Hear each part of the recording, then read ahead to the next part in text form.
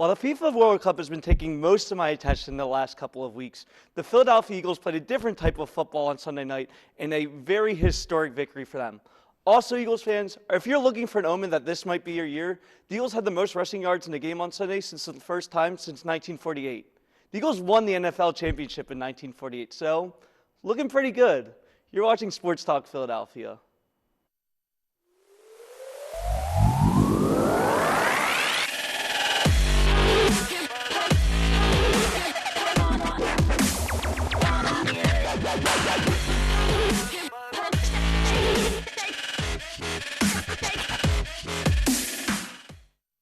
Welcome back to Sports Talk Philadelphia. As always, I'm your host, Aidan Tiksinski. Wow, I can't even pronounce my own last name. This is going to be a great episode. I'm joined by a full panel today with Siobhan Nolan. Siobhan, how are you doing? I've had 4 soccer games a day to watch for the past 12 days, so I'm great. Shane, how are you doing? Doing good. Flyers finally won, so. They did finally win, and Mike, how are you doing? Good. Eagles are 10-1. Can't be more happy. Now, the Eagles are 10-1, and that's the team we're going to start with on this episode. We obviously didn't have an episode last week due to Thanksgiving, so we're catching you up on 2 games the Eagles had. They had a close comeback win against the Colts 2 Sundays ago, and then last Sunday had an amazing game against the Packers of a score of 40-33. They also were led by their quarterback, Jalen Hurts, throughout both these games. Hurts was excellent. He had 4 total touchdowns in both games, over 500 yards, complete offense for him. Just an amazing game. Guys, do the Eagles even win either of these games without Jalen Hurts?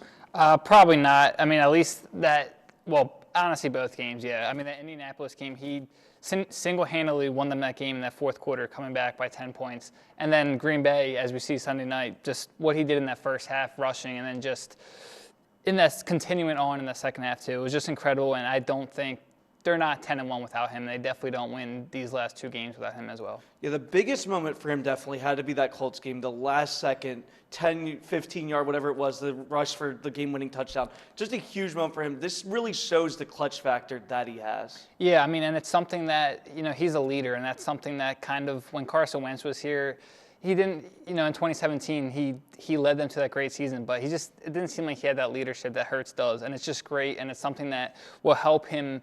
It's what separates the good quarterbacks from the great ones, and hopefully that leadership will help them in the playoffs, especially only in his second year as a starting quarterback. Yeah, so the Eagles definitely look like a playoff team at this point. They haven't clinched yet, but this win against the Packers was huge for them in more ways than one. First of all, the Eagles had over 500 total yards of offense, which is just an unbelievable amount to put up in the NFL. You see it more in college, but definitely not the NFL level, especially not prime time. They had 363 total rushing yards, which, again, hasn't been done since 1948 for the Eagles. 3 total rushing TDs, 2 by Miles Sanders, 1 from Kenneth Gainwell, and Hurts and Sanders combined for over 300 rushing yards between the two. Mike, how awesome was this game for the Eagles running football? Oh, it's great. It's kind of like, it's kind of a game that we kind of saw them play last year, how last year was just a run-heavy, especially that last half of the season last year was run-heavy, and they were the best team in the NFL in the run game for a good reason, and that's something that they need to carry for the last half of the season, and it's something that, we were asking Hurts to pass more, and he has, but now it's kind of combining his running ability and passing ability, and he's shown that this season, and hopefully it's something that he can just continue on for the rest of this season into the playoffs and just his whole career. Yeah, so it's definitely a big concern to some Eagles fans that the Eagles went away from running the football at certain points in the game.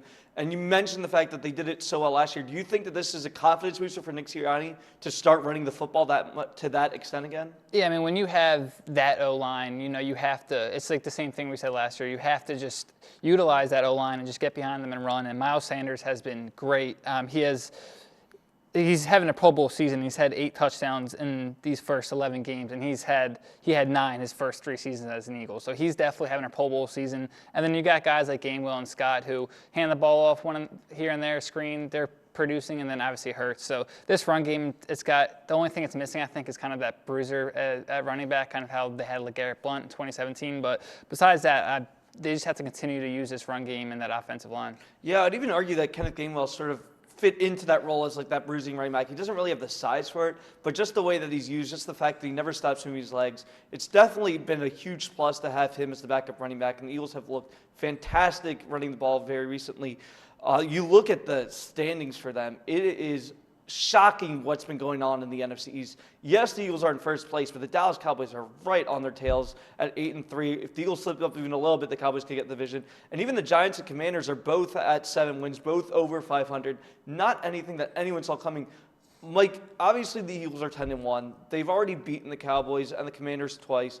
Or the Commanders won, sorry. They lost to them the second time.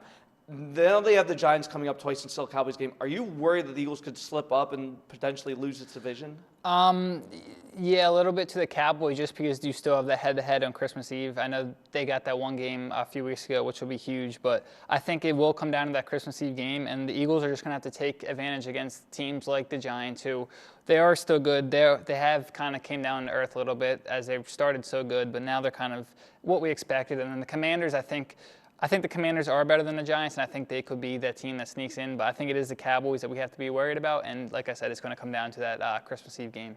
Yeah, the other big concern about playing the Cowboys is the fact that they're now also running the football very well. You've got Ezekiel Elliott, who's always been their main down back, who sort of have given up the reins a little bit to Tony Pollard, who's had an unbelievable season. Cowboys have been using Pollard a lot more as well. Mike, are you worried that the Cowboys' rushing attack might be able to get past the Eagles with how weak their defensive line's played? Yeah, I mean, you've seen what the Eagles' run defense has done all year. It has not been good, and it is scary.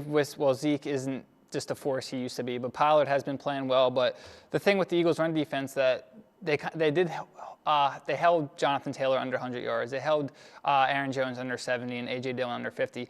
They've still been putting up numbers, but it hasn't been as bad as it was early in the season. So if they can just contain it, I think that'll be good. But obviously with the Cowboys, you still have Dak under center and then weapons like Gallup and CeeDee Lamb and Dalton Schultz. So we'll kind of see how that all plays out. Yeah, the defensive line's definitely been a lot better since they signed Linval Joseph and Ndamukong Suh to short-term contracts. But they're also going to be getting back Jordan Davis, which will be huge for them. Mike, do you think that will help a lot? Oh, yeah. I mean, he played. You saw it before he got hurt. He was playing great. And it helps just his size, just having under center there is just huge. And just putting him next to guys like Cox and Joseph, who's just also a monster in himself, it's huge, and adding Sue too. So it's great, and hopefully that it just continues to help them as the season winds down towards the playoffs. So Mike mentioned the fact that the Eagles have held a couple of the running backs the Eagles have played to under 100 yards, which will be huge, especially with the team they're playing next, who have probably the best running back in the NFL in Derrick Henry. They're playing the Tennessee Titans next week. This will be a huge game because the Titans, as much as they've struggled this year at 7-4, they're still first in the AFC South. This will be a huge test for the Eagles before they've got a couple divisional games coming up, a couple games against other tough opponents as well. Derrick Henry, if you look at his stats, over 1,000 rushing yards already. He has 10 TDs as well. And he's also been utilized a bit more in the pass attack. Mike, how important is it going to be for the Eagles to shut down Derrick Henry in this game? Man, it's going to be huge. He's basically, he's not their whole offense, but Ryan Tannehill's, Ryan Tannehill. And then obviously you got some receivers there. Obviously A.J. Brown's facing his old team. But they got some weapons there, but it's going to have to come down to stopping Derrick Henry. And like we've said, they've done a good job of stopping these top running backs in the NFL the past few weeks, but you know what's coming. You know they're going to pound it, so they just got to be ready for it, but that's easier said than done. It's going to be hard to stop, but this is a good test, and hopefully this kind of shows that the Eagles do belong here against this Titans team. So you mentioned that this is A.J. Brown's former team that he's going to be playing against. Obviously, we saw Nick Sirianni get very emotionally coach against the team they used to coach for in the Colts. Do you think that this will impact AJ in any way, either positively or negatively, playing against his old team? Oh, yeah. I mean, he's said it in the media that Titans fans don't like him, and it kind of seemed like towards the end there was kind of a little rift there between him and just the organization in itself. But, yeah, I think he's just the type of player and person he is. He's going to use that as kind of a grudge, and he's going to take it. And he has been hurt, so hopefully he can kind of get past that. But it's definitely going to help him, and I think he's going to have a huge game on Sunday. So a lot's been talked about the Titans' offense with Derrick Henry, but their defense has also been very good. It was a big reason why they were in the game with the Chiefs when Ryan Tannehill was out at quarterback. Mike, what do the Eagles have to do offensively to win this game? I mean, it's going to have to be the same thing that they did last game. I mean, Jalen Hurts is going to have to take over. He's going to have to run, not to the point where he's going to get hurt, but he's just going to have to continue just to take this offense over and kind of see what it does against a good defense like the Titans have.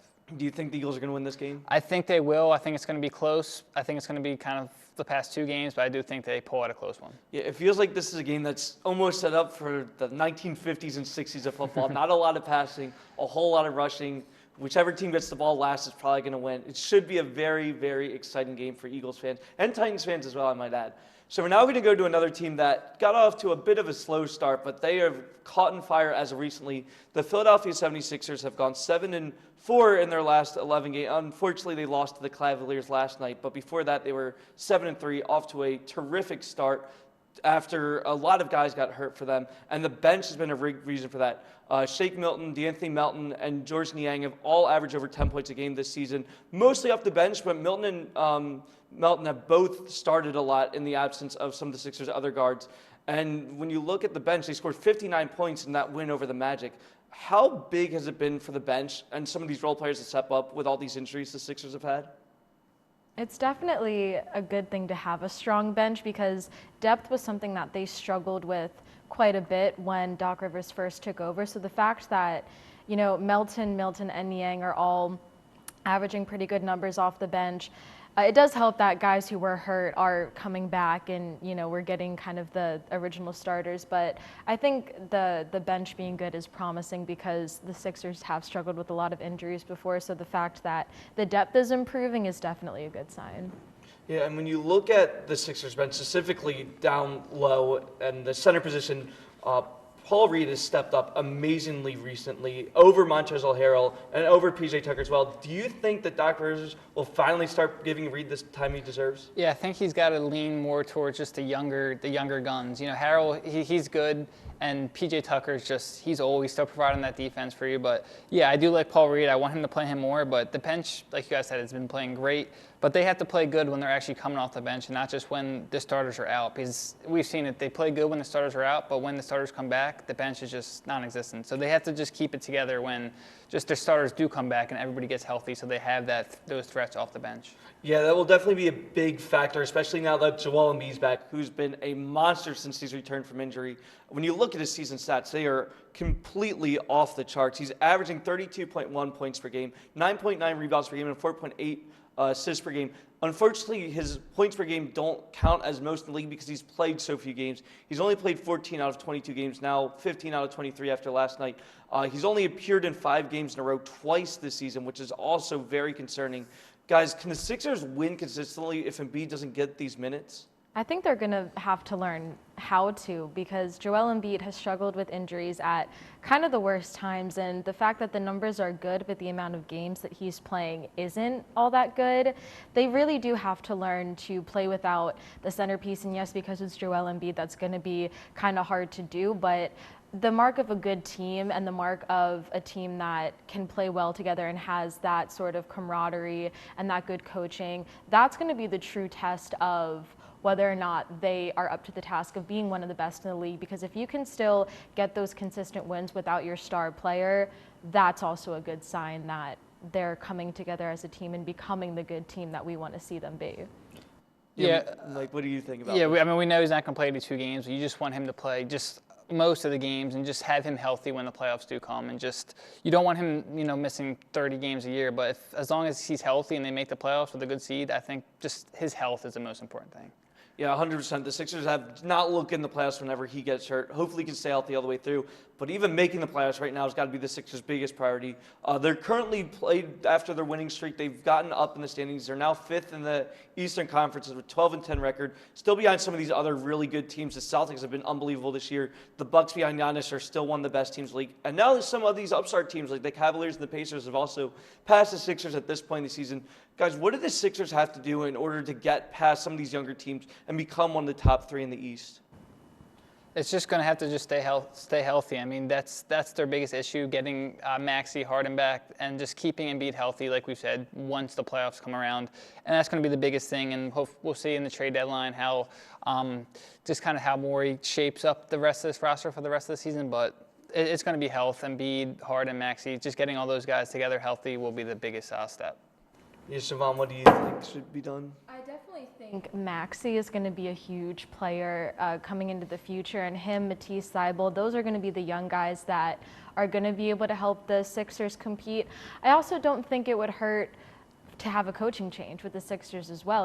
We've talked about how Doc Rivers just has not really gotten it started the way we would have liked him to, and it's not entirely his fault, but I think at this point the players are there, the ability is there, but the coaching could be part of the problem. So I think while it's not absolutely necessary, they could also benefit from that as well. Is there coaching change was something that was mentioned a lot early in the season. Now that the Sixers have gotten off to a better place than they were, do you think that there's still going to be people calling for Doc Rivers? I mean, it's Philly, so I think that's always going to be the solution. If a team's not doing well, it's always going to be, you come for the coach's head. And again, in this situation, I don't think that would be the worst thing. I don't think it's a dire situation. I don't think Doc Rivers absolutely has to go immediately, but I don't think it would be necessarily a bad thing if they did decide to make a change. So I don't want to be reactionary, and I don't think that we should be reactionary because they are on a good streak. But if this season doesn't pan out well, then I think it is time to reevaluate the coaching staff. Yeah, it will definitely be interesting to see what happens from here on out, especially because the Sixers are playing better. The Sixers definitely don't want to turn into a Brett Brown situation where you keep a coach too long and he doesn't achieve what they want and then they move on too late. So it'll be interesting to see for the Sixers. The next team we're going to jump to is a team that is not off to a very strong start. They're now off to one of the, well, not worst starts in a while because this has happened to them in past years. The Philadelphia Flyers just broke a 10-game losing streak. Yeah, that's right, 10-game losing streak. That's pretty bad. Luckily, they were able to beat the Islanders, though. And I guess the bright spot for this entire team has been Carter Hart's play. Right now, he's averaging a save percentage that is 10th in the league among goalies that have played 10 or more games, which is good for the Flyers that he's finally playing that well. And it seems like now the Flyers can now rely on a goalie for the future when there was a lot of questions about whether or not they'd be keeping Hart. Yeah, with Hart, it's good that he's back to that form that he was when he first started out. Definitely think that they need to have some solid backup options for him as well, just in case. But I hate to say it, a 10-game losing streak, it's not great, and we never want to see that, but that is kind of what they were projected to do before the season started. So good that they broke it, but I can't say it's all that unexpected from this Flyers team, so. And just to add that, I mean, their good start to the season was all because of Carter Hart. Even Sandstrom, I mean, even though it didn't look like he was playing that well, but their defense, I mean, it's horrible. The game against Pittsburgh a couple of nights ago, 2 of their goals were off deflections, and one of their goals was from one of the players beating Braun to the outside and getting a rebound right in front of Hart, and they just can't get rid of players from in front of the net. They can't tie sticks up, and that's what they need to learn to do. Yeah, so defense has been a huge concern for the Flyers in the past couple of years, and it's still not looking any better. Shane, is there any young players that we can confidently say will be around once the Flyers can eventually develop some of these other guys? I would think only just probably Joel Farabee and Carter Hart, if anything. Realistically, that's the way it is with this team right now. They have trouble. They also do have trouble developing young talent. They really do. And, I mean, look at Morgan Frost. He was supposed to be this young, bright prospect, and he's been in the league for about 4 years or so, and he just hasn't been able to get to his offensive talent and being like defensively too, because he's a centerman. So defensive wise, he has to work on his game that way too. So the Flyers definitely have not been playing well, and their spot in the standing right now absolutely proves it. They're currently 7th in the Metropolitan. The only team that's behind them is the Columbus Blue Jackets. I don't even know how they're behind the Flyers right now with the way they've been playing. But luckily for the Flyers, well, maybe not luckily that there's a team behind them because they're clearly trying to get a top draft spot. Right now, luckily, Vancouver Canucks, they won last night, so they passed the Flyers for the 8th spot. So the Flyers currently sit at the 7th spot in next year's draft. How important is it right now for the Flyers just to focus on getting a high draft spot and prioritize that more over winning? It's definitely just about building that team up because, I hate to say that, it's another rebuild year, but that's kind of what has to happen with the Flyers now. And if they get some good draft picks and they, strategize their draft well and they do get good guys that they can develop and can fit into the team well and can actually get minutes and play, then that's the most important part because right now there's a lot of older players and that's not necessarily a bad thing, but building the team, investing in the future, that's going to be the most important thing because right now with the team that they have currently, I don't see a lot of success happening from it, unfortunately. So it's just about strategizing in the draft and making sure that they get a guy that they actually can develop and bring into the team and have him there consistently. Yeah, no, I mean, it is a rebuild year for them right now. I mean, it's been a rebuild year for them for about 3 years or so. And I mean, to me, it's important that they get that #1 overall pick because the #1 overall pick this year is supposed to be Connor Bedard, and he's a Connor McDavid type player. He's great offensively, and he has a 25-game point streak going on right now in the WHL. He has 26 games played, 24 goals, 33 assists, and 57 points right now. So they need to get it. So Shane, you talked about them trying to get that top draft spot, but you also mentioned the fact that they can't develop players. So does it even matter if they get a pick in the top 3 or top 5 and when they can't develop guys like that? Well, I think it depends on where they do get the pick. If they do get this first overall pick, Connor Bedard is supposed to be a type of player that he probably won't start out in the AHL right away. He'll probably come up and be on the team right away. Like I said, he's a Connor McDavid type player, so he'll probably start out right away.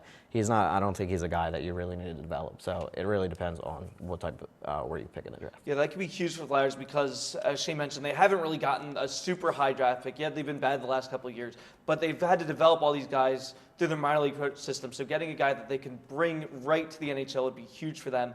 We're now going to go to the Fast Five, and this is a very unique one, mostly because the World Cup has never been played during a time when this show has been on, because we're always on the school year. World Cup's always over the summer, until this year when they decided to do it in Qatar. So we're going to talk all about having the FIFA World Cup. Shavana's very excited for this. Of course So I am. we're going to start out with the first question. The group stage is finally over. We're going into the knockout stage. The United States team did make it to the knockout stage. Siobhan, what are your feelings on the national team so far? I owe Greg Berhalter a bit of an apology because I didn't really have any belief in him coming into this World Cup, but his first half performances and strategies have been really great, honestly. The second half and substitutions leave a lot to be desired, especially because Gio Reyna has seen 7 minutes overall in this World Cup, which I think is an atrocity. He's not playing Aronson as much as I'd like him to, but I think overall this team has done a lot better than expected. They've played a lot harder than a lot of people expected them to, and for such a young team who only have one player that has been to a World Cup before, I think that they've had some pretty bad mistakes that have stressed me out to no end, but I think for the most part they're definitely doing well. Yeah, there's definitely been some very intense moments. The end of the Wales game, it could have gone either way after they were decisively had the win until close to the very end. The Iran game got very tense after they were up 1-0. The last 15 minutes were almost impossible to watch, but they did make it through. We're now going to go outside of the United States to around the world. There's been so many close games, so many upsets in this World Cup. Do you guys have a team that you've picked to be your most surprising team so far? I think Japan is definitely a surprising team. The great thing about this World Cup is that there have been so many underdog stories. You have a lot of African teams that are doing well. You have a lot of Asian teams that are doing well. And so I really love that it's not such a European and South American dominated World Cup, because those countries have had their moment in the sun, and yes, they're good and they're in the World Cup for a reason, but the whole excitement about the World Cup is that there are so many countries who can show off their players and show off, you know, the teams that they can develop in 4 years. So I really like that, although the circumstances of it being in Qatar are very corrupt, very questionable, the fact that it's still an entertaining World Cup is great, because the last one, in my opinion, wasn't really all that exciting. So the fact that this one has so many upsets and you never really know who's going to win and who's going to score, I really think Japan is great, but there's so many other teams that I think a lot of people are surprised made it past the group stages. Yeah, definitely when you look at Japan, they're up there. Ghana's been playing really well. Morocco made it into the next round, which I don't think many people saw coming. They won the group, yeah. So you've got so much happening right now that is so much fun to watch. But one of the things that is, you mentioned, Siobhan, is that this World Cup was held in Qatar. Qatar is not a soccer country. Right now, they're the only country ever to host to not win a single game of the group stage, to not win your opening game. Just so many things that Qatar did not do well. So my question is, should non-soccer countries be allowed to host the World Cup? That's a hard question because people have different definitions of what is considered a soccer country, and by a lot of the world's definition, the U.S. shouldn't be able to host a World Cup because we are not technically a soccer country. Soccer culture has advanced a lot since we first hosted back in 1994, but a lot of the world still does not consider the U.S. a soccer country. So I think there has to be some sort of criteria if you want to introduce that. Obviously, there was a ton of corruption with how Russia and Qatar got the 2018 and 2022 World Cups. There has to be a lot of overhaul in FIFA, which I'm not too optimistic about, but I do think that there is an argument that you host a World Cup in a non-soccer country can help advance soccer culture there, but I don't think that's a good enough argument, especially for a place like Qatar where they had to completely interrupt everyone's club seasons in order to host it. So I would agree that a typically non-soccer nation, especially one like Qatar, should not be able to host a World Cup. But again, people have such different definitions for it that it's kind of hard to say. It's an interesting argument, especially coming up when FIFA selects some of these countries in the next 10, 15, however long they have to pick. So now we're going to go back to soccer, especially the United States. They had a very intense ending against Iran, like I mentioned, but Poland's ending as well was also super intense, where they lost their game and they also had to hope that Mexico and Saudi Arabia was close enough that they get into a point differential. So it was very intense for both games. Siobhan, which ending do you think was more intense? You know, I have to give a huge shout out to the Poland goalkeeper, Wojciech Szczesny. He had an incredible stop of Messi's penalty. He made 10 or 11 saves in that game, which is the most saves in a single game since Tim Howard played for the U.S. So for me, that is such a huge accomplishment. The USA-Iran game definitely overshadowed everything else just because of the political overtones of that game. But I would say Poland, just because to have a goalie turn in that performance against Argentina, especially when they have a player who's largely considered to be one of the, if not the greatest of all time. So definitely huge credit there. All right, we're wrapping it up now. Thank you so much for watching, Siobhan. Thank you so much for your takes as well for the World Cup. We'll be back next week with more Philadelphia and World Cup coverage. Make sure to follow us on social media, on Instagram and Twitter at SportsTalk LTV. We hope that you send out some comments and suggestions, whatever you want. Again, thanks so much for watching. Make sure to watch next week. That's it from all of us here at SportsTalk Philadelphia. Have a good night.